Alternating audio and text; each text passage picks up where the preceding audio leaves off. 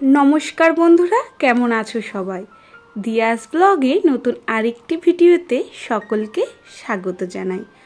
आज बंधुरा तोमादेर साथे शेयर करब आमार एक विशेष दिन, आमार एक पुनर्जन्मेर कथा, माने मा हওয়ার कथा।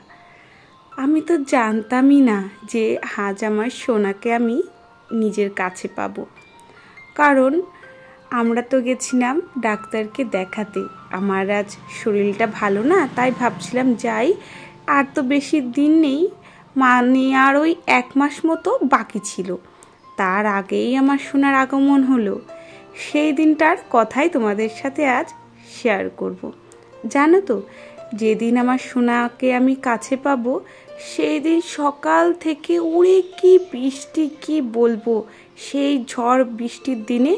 আর আমার সোনা এসেছিল আমার কাছে ভাদ্র মাসে, আর ওর ডেট ছিল আশ্বিন মাসে। আমি তো সবাইকে বলছি যে না, ভাদ্র মাসে কিন্তু আমি আমার সোনাকে আনবো না, আমি ডক্টর যে ডেট দিয়েছে আশ্বিন মাস, ওই আশ্বিন মাসেতেই আসবে। সবাই বলছে না না চল, ব্যথা যখন হচ্ছে তাহলে একটু ডাক্তারকে দেখিয়ে নিয়ে আসি। ওই তো সেই দিন গেলাম। আর তার থেকে তোমরা তো ভাবছো যে ভাদ্র মাসে আনার কথা কেন বলছি না আমি, কারণ সবাই বলে যে ভাদ্র মাসে হলে নাকি অনেক নিয়ম আছে, কি কি জানি ওই মাসে কিনতে নেই, হলুদ আর কি কি ঠিক আমার মনে নেই। যাই হোক, এরকম সবার নিয়ম শুনছিলাম বলেই আমি ভেবেছিলাম যে আমার সোনা আশ্বিন মাসেই হোক।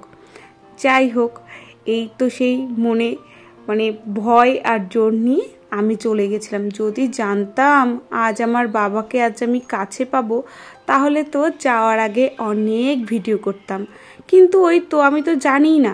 জানো তো, যাওয়ার সময় সবাই বলছে যে এই ঝড় বৃষ্টির দিন কোথায় যাচ্ছিস, যখন আর কি আমাদের পাড়া দিয়ে যাচ্ছিলাম সবাইকে বলছিলাম আমি ডাক্তার দেখাতে যাচ্ছি। কেউ জানতোই না যে ওই দিন কি আমার সোনা চলে আসবে। বলে না, যার যেদিন আসার সময় সে ঠিক আসবেই, সে ঝড় বৃষ্টি যাই হোক না কেন। তারপরে যখন গেলাম নার্সিংহোমে, ডক্টর বলল আজকেই তোমার সিজার হবে। আমি জানো তো পুরো আকাশ থেকে পড়লাম, ইয়ে কি কথাবার্তা, আজকেই? আমি তো কোনো যাওয়ার সময় কোনো ভিডিও করিনি, কোনো ফটো তুলিনি। যাই হোক, ওই সব কথা বাদ দিয়ে মাথায় অনেক টেনশন নিয়ে চলে গেলাম ওটিতে। তারপর আমার সোনাকে আমি আমার কাছে পেলাম। এই ছিল আমার মা হওয়ার সেই দিনকের জার্নি আর বিশাল এক অনুভূতি। তাহলে বন্ধুরা, আজকের ভিডিওটা তোমাদের কেমন লেগেছে প্লিজ কমেন্ট করে কিন্তু জানিও।